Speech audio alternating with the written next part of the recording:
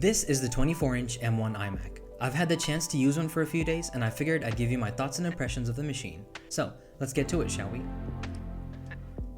Let's start off with the design. At a basic design principle, you know it's an iMac when you look at it. It looks like a beautiful piece of furniture almost. It's sleek and minimal and I love it. The same old bezels and chin make sure you know it's an iMac. Though the white bezels might be distracting to some, I'm happy to report that I didn't find any issue with it, though you might. It's polarizing at first, but depending upon the environment it sits in, it'll probably fit in better than black bezels. Let's talk about all the hardware bells and whistles the iMac has. It's got 3 microphones up top, and the 1080p iSight webcam up front looks great. Around the back, you'll find a nice big Apple logo, the power button, the power supply port, and 2 to 4 USB-C ports. Since this is the 8-core M1, it's got 4 ports, 2 USB-C and 2 Thunderbolt ports. I recommend picking up some sort of USB hub if you know you'll be connecting a lot of stuff to the iMac. If you go for the 7-core option, you'll get only 2 ports. Look to the side and you'll find the headphone jack, and at the bottom, your speakers. The iMac comes in a variety of different colors and they all look great. Any color you go for will come with color-matched accessories, like your power supply cable, your lightning cable, along with other color-matched accessories like your mouse and keyboard. Depending upon the model you order, you'll get an external power supply with an Ethernet port built into it. A great option for those of you who use Ethernet and would like to keep your desk free of wires. Let's talk about the display. It's a 24-inch, gorgeous, color-accurate, vibrant and bright IPS panel with a super sharp 4.5K resolution. Movies, YouTube videos, text, and photos look great on this panel. Apple really nailed it here. It's even capable of displaying HDR, and it too looks great. And to match this brilliant display, the iMac has great speakers too.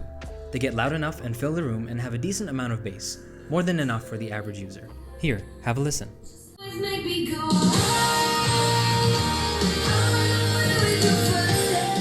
Now let's talk shop. Performance is absolutely fantastic, all while the machine remains whisper silent. Even though it's been a year and a half since the M1 came out, it's showing no signs of slowing down.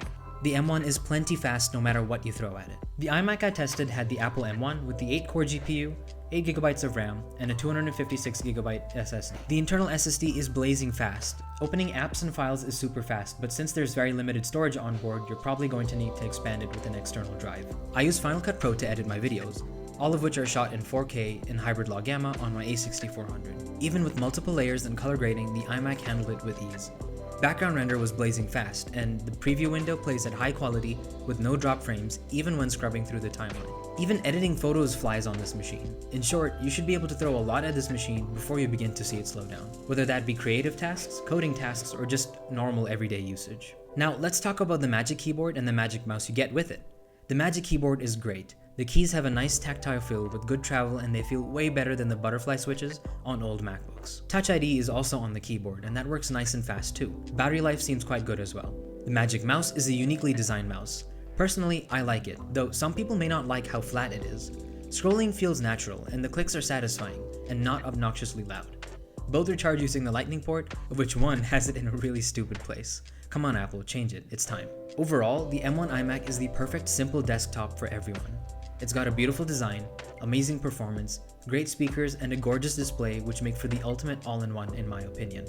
If you're sure you'll only be using this computer for light tasks, the base model is perfect for you. Though I'd recommend picking up the 8-core model since it comes with the extra ports, the Magic Keyboard with Touch ID, Ethernet in the power brick, and a better internal cooling architecture. Otherwise, this computer is great and I highly recommend it to anyone looking for a great desktop or an all-in-one. That brings us to the end of this video. I want to thank you so much for watching. Hit that like button, subscribe, and hit that bell icon so you don't miss any future uploads. Once again, thank you so much for watching, and I'll see you in the next one.